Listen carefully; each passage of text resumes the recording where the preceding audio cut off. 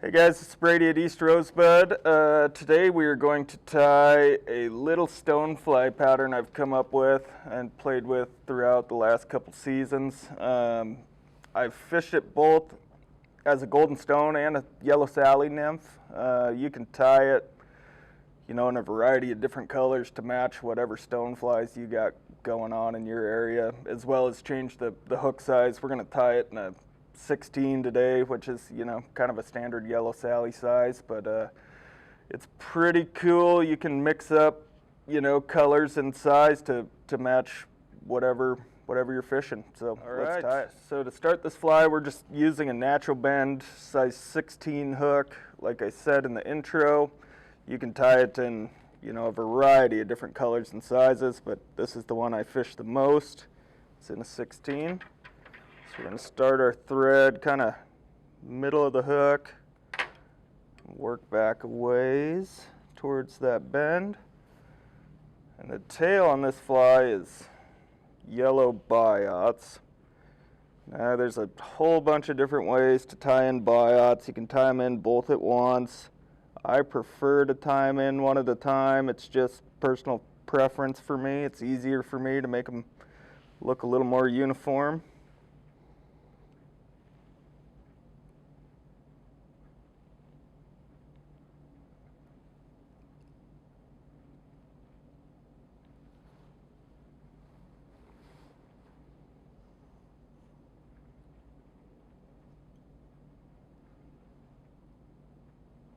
Okay, we're going to wrap forward on those Biots, just secure them a little better.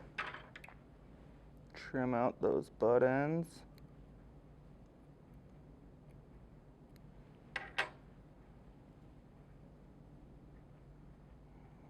Okay, and from here, we're going to tie in some pheasant tail across the back of this thing. It doesn't take much, maybe 4 or 5 little pheasant tail fibers right on top of this hook.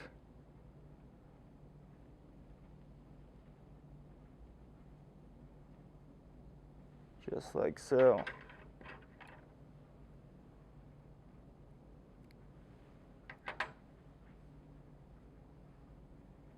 Lash that down. Next we've got some ultra wire in amber, size small, down the side of this hook.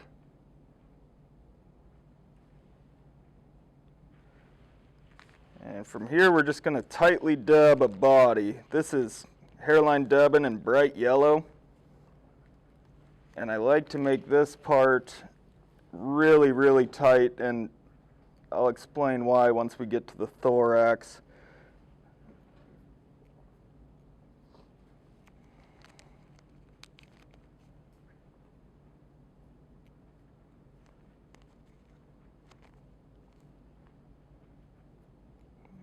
Start there.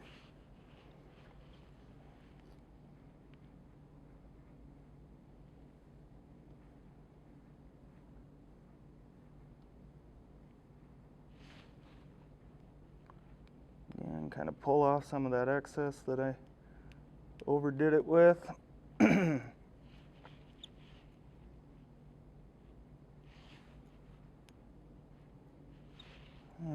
that looks pretty good.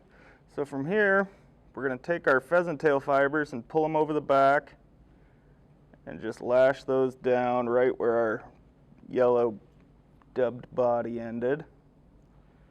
You can trim out that excess.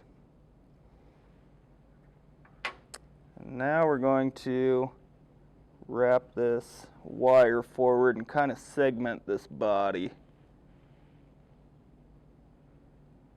Nice tight wraps.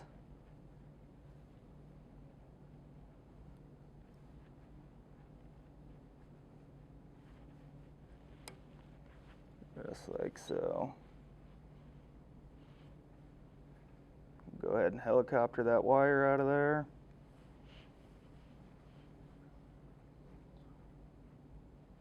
I'm going to go ahead and trim out any weird stragglers in that dubbing we've got going on.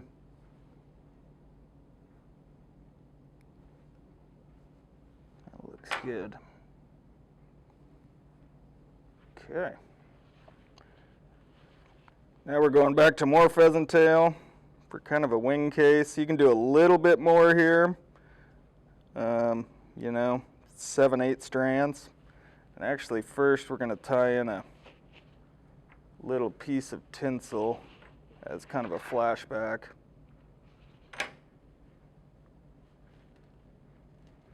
Tie that in right on the back here. If I can get it to cooperate.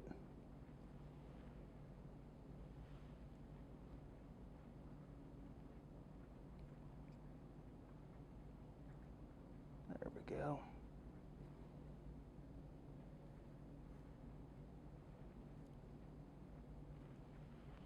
Okay, now we're going to go in with our pheasant tail. And same exact idea as we just did with the tinsel. Right over the top. Trim out those excess fibers.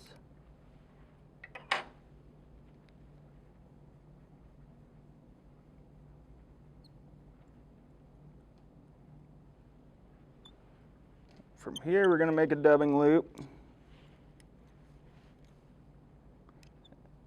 And we're putting the exact same material into the dubbing loop as we did the body. And this is why we dubbed that body so tight. We're going to have kind of a leggy looking thorax where we'll take a decent chunk of this and stuff it in that dubbing loop loosely. That way it gives you that leggy effect.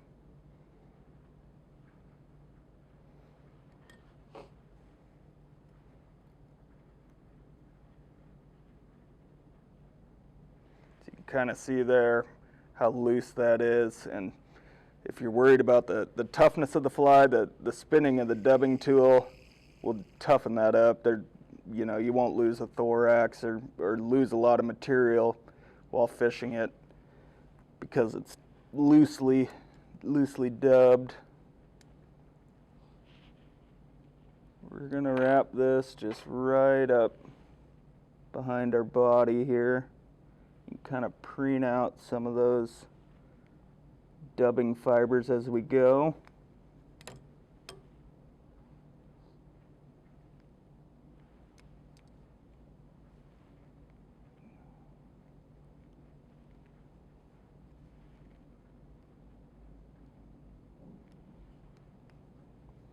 Tie that off right at the eye.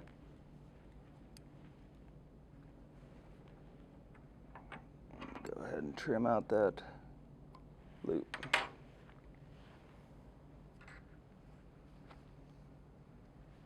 Okay, so you can kind of take these fibers and push them down. We're going to fold over all this material we got going on the back.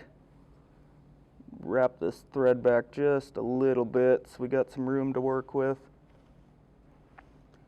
So first we're going to take our pheasant tail, come over the top of that. Like so.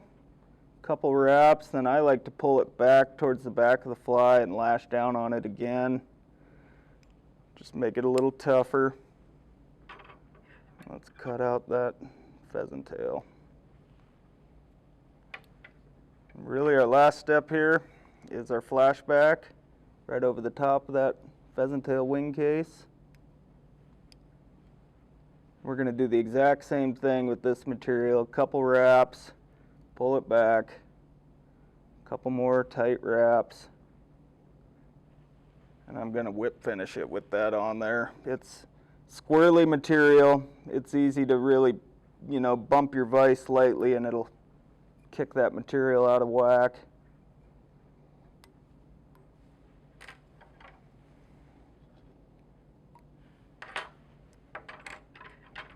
Now we can go in, cut that nice and tight.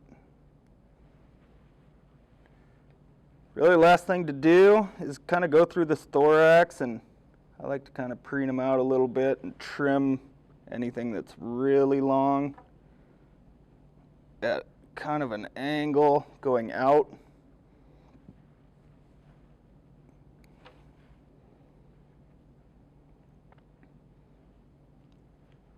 There it is. Little yellow Sally, golden stone nymph.